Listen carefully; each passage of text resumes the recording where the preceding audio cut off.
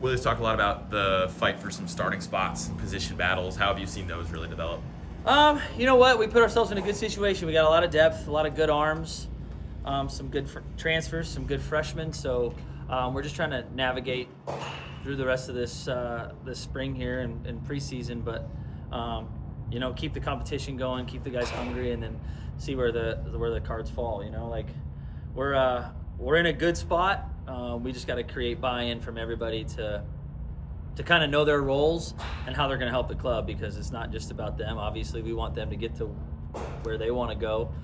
We want it just as much as them, but at the same time, we're supposed to win ball games. So navigating that'll be tough, but if we get a lot of buy-in and everybody understands that they're going to get their opportunities, we're in a good spot. For you, what are going to be some of the biggest deciding factors for a guy to win that job? You know what? Mound presence, the ability to throw strikes, the ability to flip a lineup twice. We're in a unique situation. We are in a much better situation than we were last year when it comes to we can go and we can just attack by a bunch of different guys that can throw 3, 4, 5. So we have a lot of options up to us. And I think that when it's all said and done, we're going to use a lot of guys as starters, and they're going to get their opportunities, but sometimes we're going to try to just make sure we put them in the best situations for them to succeed, as well as us as a club win through putting them in those situations. With all these options and all the competition, what do you think this does to the culture? Well, that's the whole thing. We work on the culture the whole fall, right? And then we make sure that these guys are locked in and focused when they go home for the off season, because that's short and it's a winter at home and they get comfortable. But we did our work and learned from some things that we've gone through in the past and made sure that everybody was bought in. Our pitchers came back locked in, ready to go. So that was great to see. And now we have a really, really good problem on our hands. But at the end of the day, the work we put in the fall and the work we put in our meetings as a group, that's what allows us to kind of turn this into something positive where you got a lot of guys in the fight and that are also winning the jobs. But at the end of the day, we have to pick a few to start and a few to close. So it's just one of those good situations that we put ourselves in. You have Cole Carlone, who's been on some preseason watch lists, who's used more as a relief pitcher last year. What do you want to see from him to possibly get even that Friday night starter for you guys this year? We just want to see him hold his velo. Obviously we want to put these guys in the best situation for them and their personal growth. But at the same time, our jobs as coaches is to win as many games as possible and go and play as deep into the summer as we can. Tough one to navigate, and when you do things right, it gets even tougher. But we just got to put Cole in the best situation for him. Obviously, he gets that label of being a back end and closer from last year, but everybody seems to forget he's still got 60-something innings and through multiple plenty of time. So he's increasing his value and increasing ours when it comes to where we plug these pieces in and how we match these things up against some pretty good teams that we're going to be playing. What are some of those added benefits you see, especially from guys who have now had multiple years with the pitching lab and getting more familiar with that side of things? We attack the lowest hanging fruits, and it's kind of cliche to say, but we go attack what we have to first, and then once they get comfortable with it and we kind of check those boxes, we move on to the next thing. It's pretty cool to see these guys grow and some of these transfers in that had 2 pitches and now they have 4. They were back end pieces, now they have enough of an arsenal to flip a lineup 3 times. That's our goal as developers, and when we try to develop these players. We don't always have the most money. We don't have the best way to get all these guys and pay them. We lose a lot of guys to a lot of coin being thrown at them. What we do is we take ones that they mess up and we try to make them better. That's what we do, and that's the way we have to attack it at this moment. But to answer your question, these guys jump in there. They're eager to learn. The analytics crew that we built and have staffed put stuff in these guys' hands. The feedback loop is great. The consistency is good. So we have a good system going. The biggest thing is they're kids and they're going to college and they're dealing with being away from home and all this stuff, and navigating all that while keeping them focused while they step in between this line is our biggest focus. What are some strides we've seen Klecker take since bringing him in? We got his confidence back. Obviously, we've talked about his pitch selection and arsenal and everything. He's a great kid and can throw strikes at an elite rate.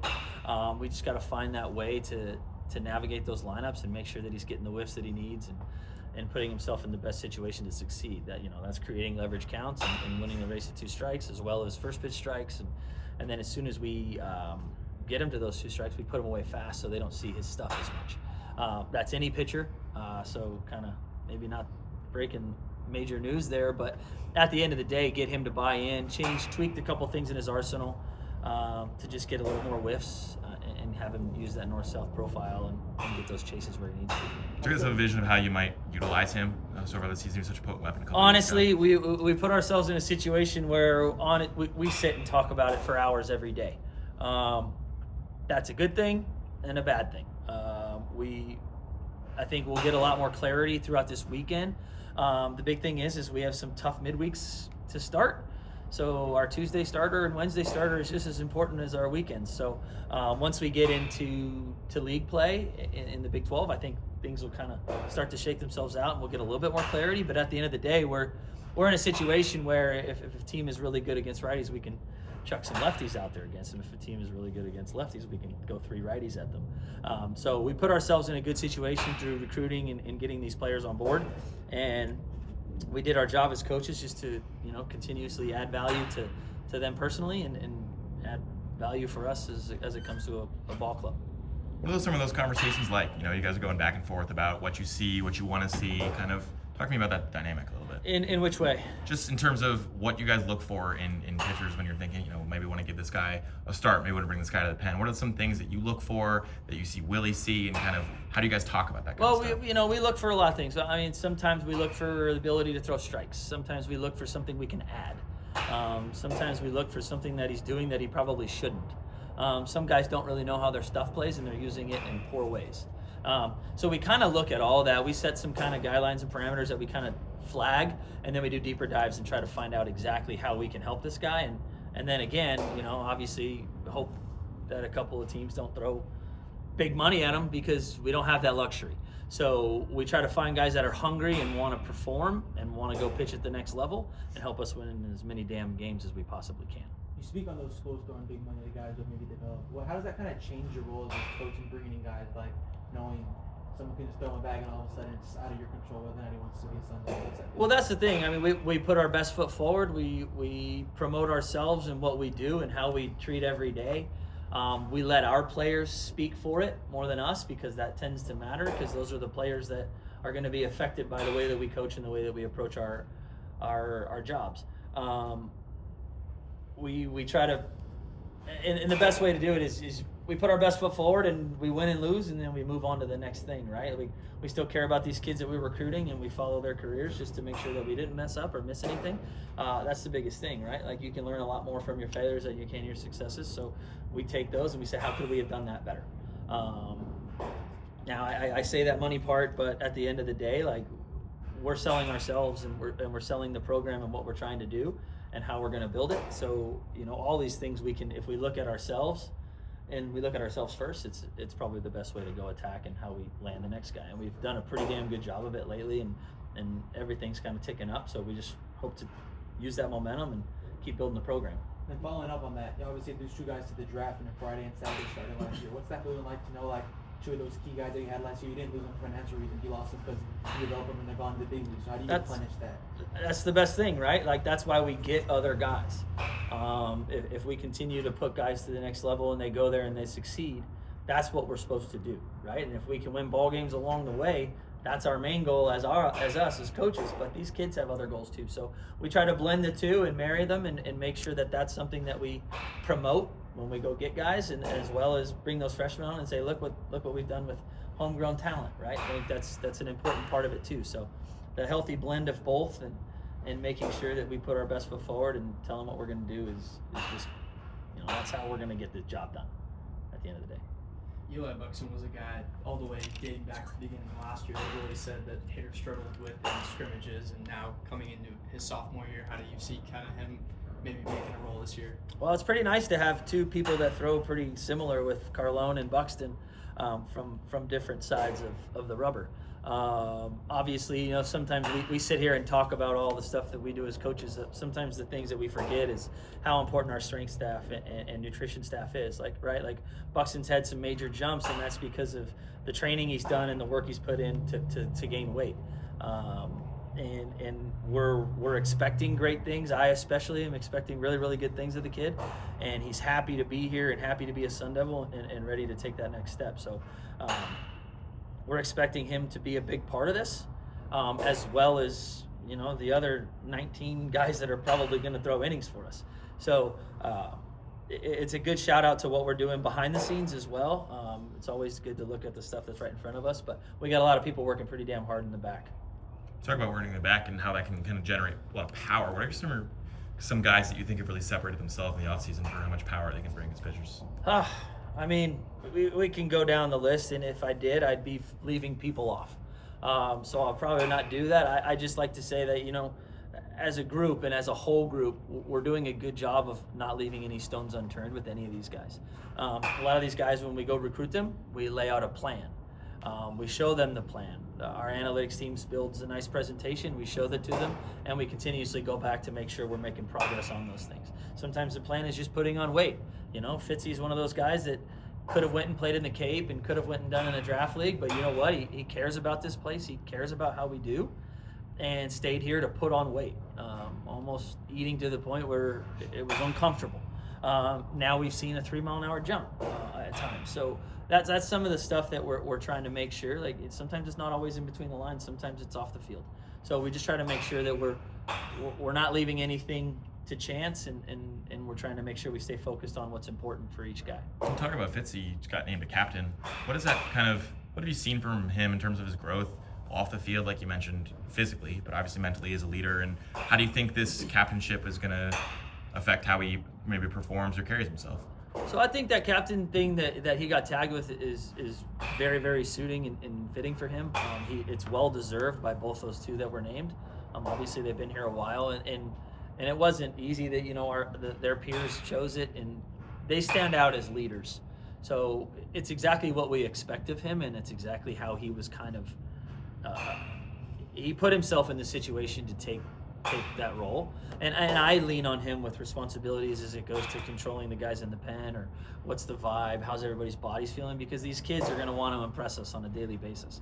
So sometimes they're not always as open of telling us how exactly they feel or if something's bothering off the field. So it's good to have somebody like that has the wherewithal and the understanding to navigate those conversations, because they're not always easy for some of these kids. So that's he's a special kid, and I'm happy to have him back. Honestly, he threw a couple of pitches that got hit last year, and that's part of pitching. Especially when you're a reliever, you're one outing away from a 7 or a 3. So him understanding that and knowing to show up the exact same every day is what makes him a leader. Not just a vocal leader, but somebody they can look up to and see how he treats every aspect of the game. Brian, a guy like Alex Overbay from UNLV, what have you seen from him in the offseason so far? Well, last year he was a 2-pitch pitcher and a closer, and a very, very good one at that. He came in with goals of himself and wanting to add a few things, and we've done that. And we've done that in a quick manner, but also a very, very good one where we're starting to see the consistency in those pitches. He's put himself in a situation where, he's one of the top 8 that are fighting for this weekend job.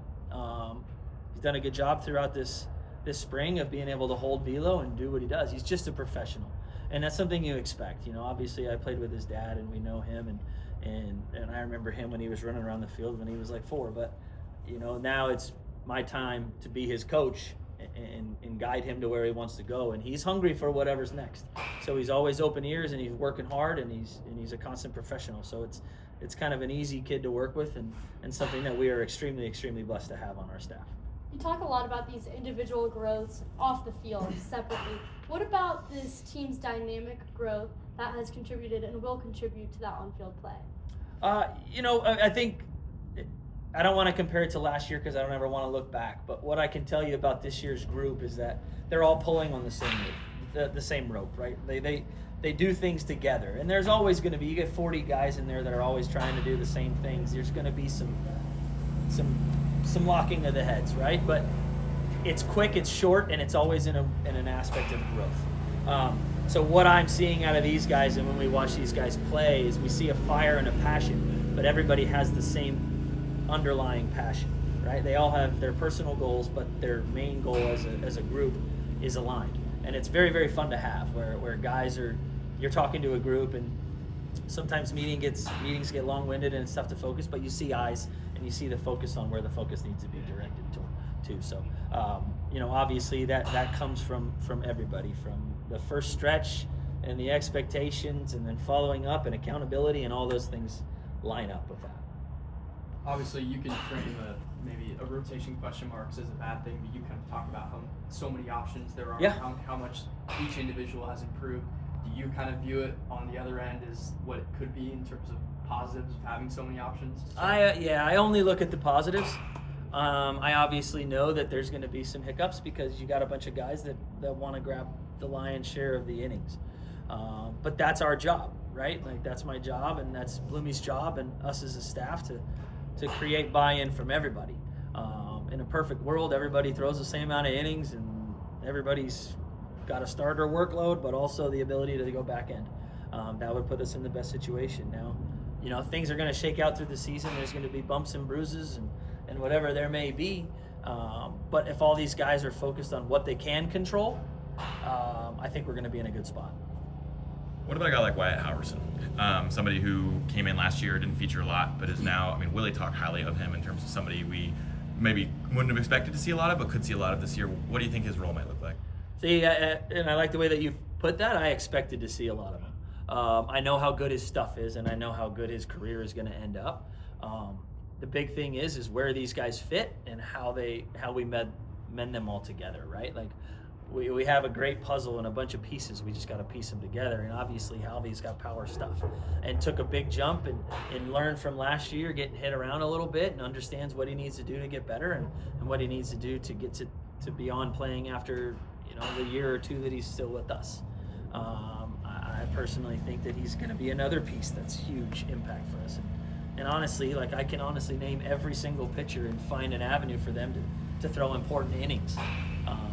So that's great. Obviously, we have a couple kids that we got to build up and grow, but that's part of the process as well. So I think we're in a good situation when it comes to who we got. And obviously, when we talk about Halverson, like, when you talk about somebody that's passionate about, putting on this uniform, you won't find anybody with that same passion. For you as a coach, obviously now year one versus year two, Yeah. How does the philosophy change? Do you take away a lot from last year and use it into now, and kind of more confidence going into the season, knowing how to handle a lot of different situations? Yeah, well, we built on it, and then every time you put together a team, the needs and focuses change slightly, right? And you try to learn from your mistakes last year, which we're all going to make them, and that's fine. And when you look at that in the right way and you show your team, like, that's on me, I'm going to get better at it, then they start to take that same philosophy and approach to their failures. So obviously take last year, flush it, but learn from it, and just focus on this year with this group of guys that we have. And it's been a good situation because every one of these guys that has graduated has come back, and they're pitching on Fridays, and we got people around our guys that are good influences, and making sure that everybody's just continuing to look forward and never look back. Yeah, so you mentioned how some players don't always have the mindfulness of what's going wrong for them. So in regards to that with health, what can you do to make sure you're mindful of their health, like in regards to pitching, pitch counts or innings limits? Like, what are you doing? Well, that's the beautiful part about that box up on top of that stadium and the box that we set up on every pen, right? I'm not too far removed from playing. I understand what the daily grind is. I try to stay focused to what they're doing and their amount of workload, which counting pitches and doing that stuff's the simple part, but understanding how much they're running or how much extra throwing they're due or the stress of tests and stuff like that, that's where it happens in conversations. I try to get our guys in my office as much as possible. I try to have as much one-on-ones with them as I possibly can, and most of those conversations don't start with baseball. They start with how they're doing, how's their family, everything like that. And then you get the buy-in and they'll be a little more open to tell you how they're feeling. And obviously we can use all these things and use the lab and the biomechanics as well as force plate data to understand exactly where they're at when it comes to readiness for the game. But it's those underlying ones, the ones between the ears, that we always try to keep a good tab on, because that means just as much. Yeah, so because we're in Arizona, you see some of the arms are inevitably going to go to places like Driveline for development. How comfortable is ASU in outsourcing some of that development? What's that process like? I would change the way that you phrased it from outsourcing to collaboration. We understand that these guys are going to do this. That's the game that we're in. I understand it just as good, if not better, than everybody else. They're going to do it. So as long as I have a constant flow of communication with the guys that they're going to on what I expect to see as what is they're seeing and what they expect to see, then we can blend together, and then there's no he told me this, and they'll start trying to gravitate towards what they want to hear instead of what they need to hear. So I would just change that one thing from outsourcing to collaboration, and I think that kind of cleans the whole thing up.